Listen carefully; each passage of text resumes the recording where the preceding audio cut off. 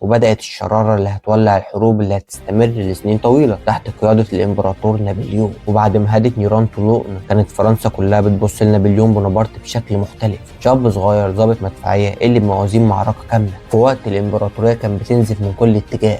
وخلال الشهور اللي بعدها الثورة الفرنسية كانت بتغلي، وبيسبر كان بيحكم بالحديد والنار، والاقتصاد بينهار، والعدو واقف على حدود فرنسا من الشرق ومن الغرب. في وسط الفوضى دي اسم نابليون ابتدى يطلع، مش بس كقائد معركة لكن كعقل عسكري خارق. اتنقلت نبرته من ضابط شاب لقائد بيتشاف على انه امن فرنسا العسكري. وفي سنة 1793 و 1794 ساعة لما كانت باريس مليانة اعدامات ومحاكم ثورية، نابليون كان بيترقى بسرعة غير مسبوقة. كل ما يحصل صدام على الحدود يبعتوله، وكل مرة يرجع منتصر. لكن اللحظة اللي غيرت حياته بالكامل كانت لحظة سقوط روبسبير. الثورة قلبت على نفسها، والكل بيدور على قادة يثبتوا انهم مش مجرد ادوات في ايد المتطرفين. في اللحظة دي لقوا نابليون بونابرت قائد شرس وقت الحروب، وبعدها بوقت قصير جاله تكليف خطير، قمع الثورة الملكية في باريس نفسها. الاف من الملكيين نزلوا بالسلاح عايزين يهدوا النظام ويولعوا البلد تاني. القادة اتخضوا، لكن نابليون وقف وبمنتهى الهدوء قال جملته الشهيرة: ادوني مدافع وباقي الشغل عليا. وفي ساعات شوارع باريس اتقلبت نار. لكن لما طلع النهار كانت الثورة الملكية اتسحقت تماما. الناس ما قدرتش تصدق، الكل قال نفس الجملة: الشاب ده مختلف. ومن اللحظة دي بقى نابليون منقذ الجمهورية، وبدأت رحلته اللي هتوصل في يوم من الأيام لعرش فرنسا. رحلة فيها مجد وخيانة، حب ودم، حروب وكسور، امبراطورية هتزلزل أوروبا كلها.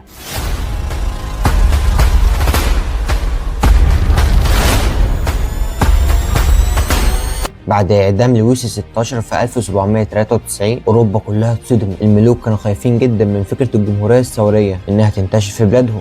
الكنيسة والأرستقراطية حست إن الثورة مش مجرد قضية فرنسية، دي تهديد للعالم. فرنسا أصبحت دولة معزولة تقريبا، محاطة بالأعداء من كل جهة. فجأة العالم كله كان شايف فرنسا كمختبر خطير. الثورة مش مجرد قضية داخلية، دي فكرة ممكن تغزو أوروبا كلها. الملوك الأوروبيين قرروا يتحدوا ضد فرنسا، النمسا وبروسيا في القيادة المباشرة عشان يحموا حدودهم الشرقية والشمالية. انجلترا وفرت التمويل وبعتت اساطيل بحرية لان فرنسا كانت قوة بحرية صاعدة. اسبانيا وهولندا انضموا لدعم الحصار ومنع انتشار الثورة. اوروبا كلها وقفت ضد فرنسا، وكل ملك حاسس ان شعوبه ممكن تتحول للثورة لو اتأخرت خطوة. التحالف يا صديقي ما كانش المشكلة الوحيدة، فرنسا نفسها كانت فيها مشاكل داخلية. الاقتصاد منهار واسعار الاكل نار، والشباب كانوا بيتاخدوا على الحرب غصب عنهم، والناس جوه البلد بتقتل في بعض. الجيش الفرنسي بالرغم من ان الحماس الثوري كان ضعيف، نقص في الضباط واغلب النبلاء هربوا، تجهيزات غير كافيه وجنود تعبانين وجعانين. النمساويين والاوروبيين افضل تنظيما واقوى عددا.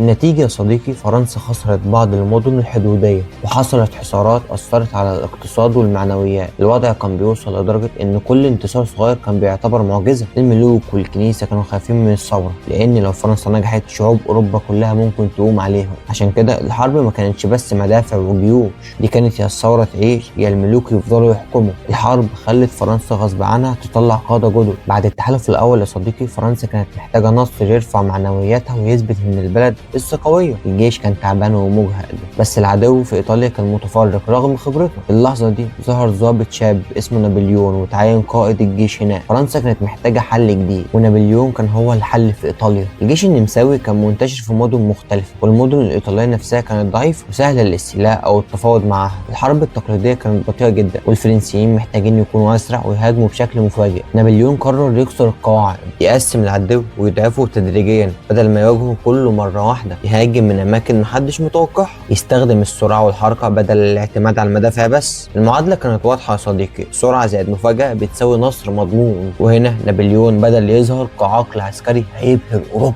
المعارك الصغيره اتحولت لملاحم كبيره، وكل مره الجيش الفرنسي كان بيكسب ثقه اكتر. المدن الايطاليه بدات تفتح ابوابها بعد اول هجوم ناجح، والنمساويين حاولوا يردوا لكن فوجئوا بالاسلوب الفرنسي الجديد. ايطاليا كلها بدات تحس ان فرنسا مش مجرد دوله، ده جيش بقياده ذكيه وقائد ظهر لاول مره. الجيش الفرنسي استولى على المدن ونهب شويه كنوز وفنون بعد ما انتصر. لكن السؤال اللي قدام نابليون، هل النصر يبرر الدم والنهب؟ حتى مع الانتصارات الشعب الايطالي كان خايف من الفرنسيين زي ما فرنسا كانت خايفه من النمسا. كل نصر كان ليه ثمن، ونابليون بدا يتعلم ان الحرب مش بس معركه، دي لعبه سياسه واستراتيجيه. استراتيجية معقدة. نابليون نجح تقريبا في السيطرة على شمال إيطاليا ووقع معاهدات مع النمسا اللي ادت فرنسا نفوذ كبيرة. بقى يظهر في التاريخ كقائد قوي مش مجرد ضابط عادي. إيطاليا ما كانتش مجرد حملة، كانت لحظة ولادة القائد اللي هيغير أوروبا. ونابليون دلوقتي اسمه بدأ يترسخ في كل عاصمة أوروبية. بعد التحالف الأول وحملة إيطاليا، فرنسا صمدت رغم الضغوطات الداخلية والخارجية، ونابليون بدأ يظهر كقوة لا يمكن تجاهلها. أوروبا كلها بدأت تحس بالتهديد الجديد، شاب صغير عقله سلاحه وجيشه أداة له. التحالف الأول خلق الضغط، إيطاليا أظهرت البطل، والأيام الجاية كانت على موعد مع الإمبراطور. النصر في إيطاليا رفع معنويات الجيش والشعب الفرنسي، لكن الفلوس في الدولة قليلة جدا، الفساد منتشر والشعب مضطرب بين الثورة والحرب المستمرة. فرنسا نجحت في الهزائم الخارجية، لكن كانت محتاجة قائد قوي يعيد الاستقرار. بفضل نجاحاته في إيطاليا، نابليون أصبح شخصية محترمة وخطيرة. الجيش كله أصبح مخلص ليه، السياسيين شافوه حل لمشاكل الجمهورية، والأوروبيين بدأوا يخافوا من نابليون. بعد سقوط روبسبير،